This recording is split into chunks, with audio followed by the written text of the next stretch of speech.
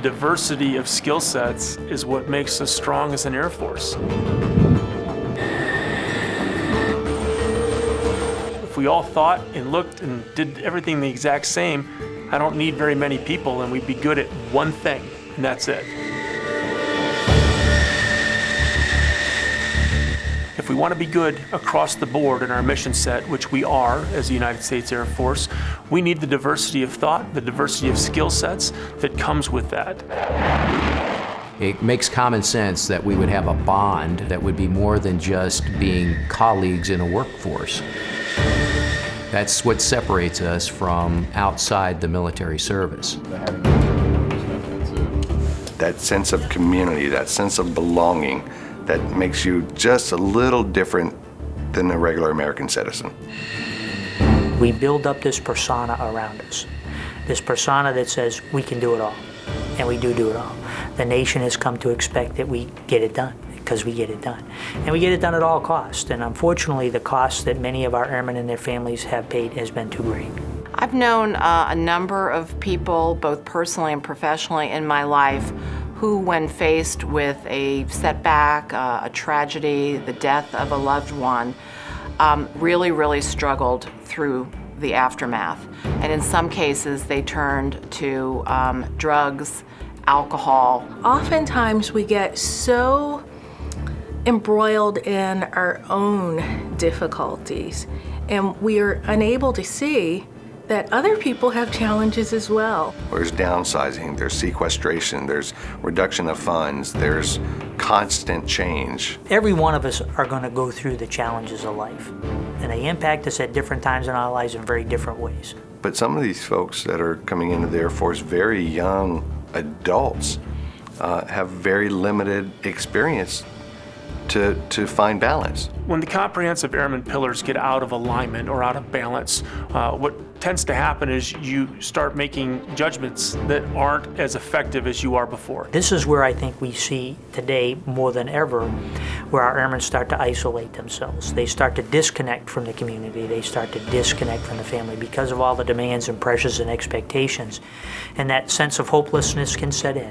Because, I mean, I would ask you, do you think you're resilient? And most people would be like, oh, absolutely, I'm resilient. Well, how do you define that? We have not recognized the signs to say that we have really pushed our people too far.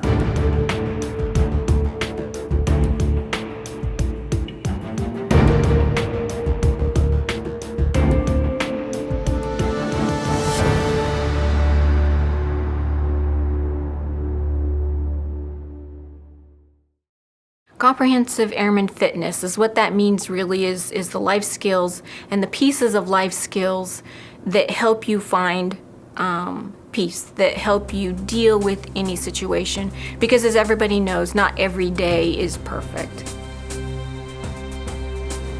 I deployed when my youngest son was 1 year old.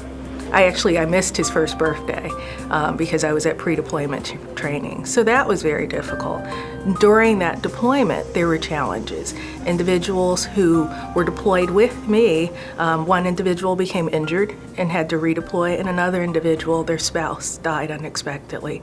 So it was important for me as a leader to be able to handle those things and help them manage those things so that as a team we could get through them, while of course I still had to take care of myself in order to be able to better help take care of my team. To be able to help others, you first have to be able to help yourself. You have to be able to recognize it. You have to be aware of what CAF is. Whether it's, in your early years or your later years, it's that mental and emotional maturity. And then on top of that is what you have is just a personal connection with people. It's a conversation. It's getting to know people. It's reading people. And if you care about people and you take the time to care, you're always going to know when somebody's out of whack.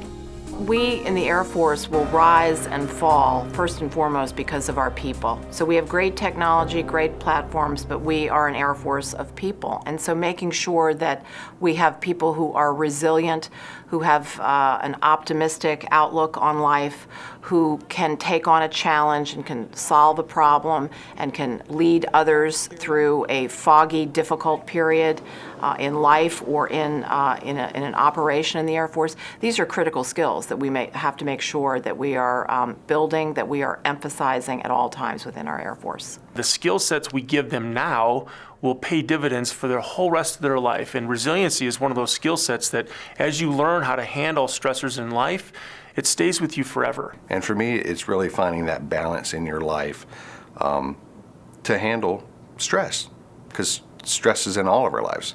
Stress is in our daily lives. It's not necessarily bad, but stress is stress, and how you manage and you deal with the stressors that you have in your life, such as with work or with family. You know, I do have a teenage daughter.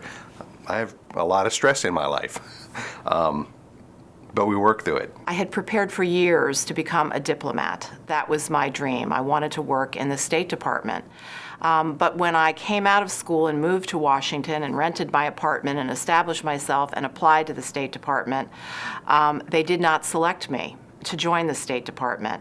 And so this was devastating. I remember being completely devastated as a young person and feeling like I had just wasted 7 or 8 years of my life. And what was I going to do now? We use the analogy of flying an airplane. As an instructor, I will let the student fly the airplane until they put it into a dangerous situation, and then I will take the airplane back. We will put the plane wings level in a climb, have a little debrief about what happened, and then we will let the student fly the airplane again. And we usually find ourselves not running into those same situations again, and it's because they've now learned to overcome those mistakes. And before you know it, from that first failure, I have spent my entire career in defense. And as I look back, I could not possibly have had a more meaningful, important, and fulfilling career. So I'm actually grateful for that first failure, for that first curveball that I was thrown in life, because it allowed me to walk through a brand new door that I otherwise would not have had.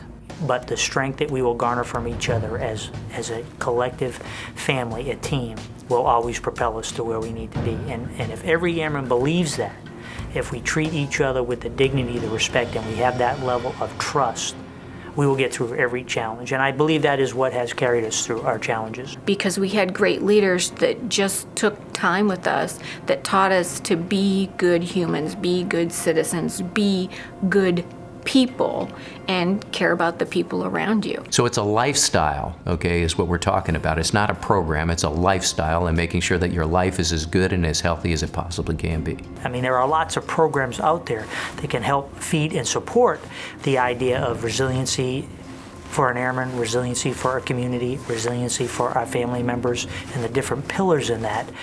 But those programs come and go and evolve and change over time. But the general idea, the culture, the environment, the necessity of being a resilient airman, a resilient community, that never goes away. I know that there are certain aspects that I was applying to my day-to-day activities to balance myself out, okay? There was a lot going on at the time. I had set a lot of high goals for myself. In order for me to accomplish that, and by the way, be a good husband to my wife, and then to be a good father to my daughters, I have to have a balance in my life to be able to do that. So these 4 pillars, mental, social, physical, and spiritual, are critically important to all of us. It's a way of life, and if you make sure that you're addressing those aspects every single day, you're going to be a stronger, more fit, a better professional airman than if you weren't doing those things. And then when the day comes where you do have a crisis or a challenge in your life that's going to come your way, you're going to be able to work through that process, you're going to work through that challenge, and you're going to come out of it stronger, better, not only as an airman, but as a person as well. Resiliency for me, I like to use the analogy of it's the bobber in the ocean. So the bobber floats along on the water on the ocean, waves come down, hit the bobber goes under the water, pops right back up. It's the ability to have that happen. We're gonna get knocked underwater once in a while as a bobber, but we find a way to come right back up. The combination of the Comprehensive Airman Fitness Program, resiliency, and our core value within the Air Force of being good wingmen, these three are extremely complementary, and they're integral to the future of our Air Force, because of course the future of our Air Force hinges on having terrific people who can work their way through problems, who can remain optimistic even when a situation is ambiguous or tragic in some cases. If you're doing everything you can to make sure that you're in balance and you're making yourself strong, whenever that crisis comes up, and it doesn't have to be something dramatic, but it could be, let's say that you're having a problem with your girlfriend and all of a sudden, you're not talking. Instead of going through that, okay, and dealing with it in a negative manner would be turning to drugs, turning to alcohol, whatever that is, that instead of doing those kind of things, you are able to work your way through that problem set by making sure that you rely on your wingmen, that you seek counseling, you seek the help that you need, that you do the outreach that you need, get whatever it is so that you can sustain yourself through whatever that crisis period is. And on the other side of it, instead of turning to the negatives being alcohol, drugs, and in the worst case, of course, suicide, instead of taking that downward direction, that you're able to withstand that, come through it, and on the other side, be a stronger person. Where you may have had very strong moral convictions and character and integrity, which is what we are looking for, that use of a substance or abuse of a substance can impair that now and put you in a vulnerable situation where you're less likely to uphold those standards that you've held so strongly before. This is what we all have to strive to do, and as leaders, I try to emphasize that we need to look out for one another. We need to be good wingmen for one another. We need to be more involved with one another, show empathy, understand a little bit better what's going on in the lives of others, and walk in their shoes. And in so doing, I think we can help as leaders build resiliency. A program isn't what we're after here. It's about changing lives and making these pieces a part of your life.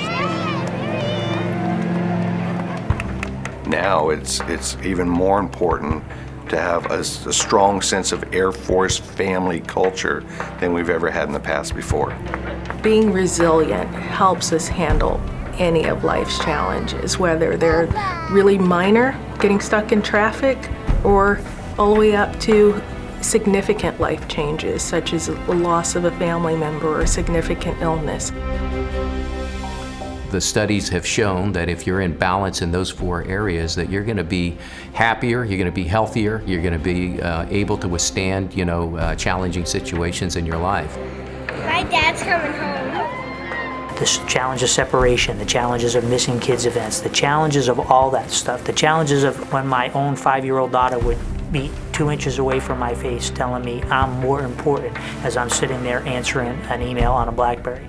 You have to reflect on that and ask yourself, do I have this right? Don't waste a good challenge or a good crisis, because those crises can help you find the solutions to making yourself better. And in order for us to make sure that our airmen trust the fact that this is important, that we've got to walk the walk. And so we've got to be at the forefront of comprehensive airman fitness in every aspect of comprehensive airman fitness, making sure that we are the example that we're asking our airmen to follow. Having that optimism and being able to see your way through a storm is something that I believe in, I try to do, and I try to encourage other people to do. You take somebody that comes from a world that's this big, and it's your responsibility to open it up as big as it can, the aperture as wide as it can be, so that opportunity just floods in. And I think a glass half full perspective allows you to view that in a positive light, as opposed to carrying more of a burden on how you're approaching a problem. Everybody's in charge of their own life. We can only teach you so much. We can only reinforce it by talking to you so much about it. I can put it in my conversations throughout my entire career, the rest of my life. But until you accept it and you find ways to improve yourself, it's not going to make a difference.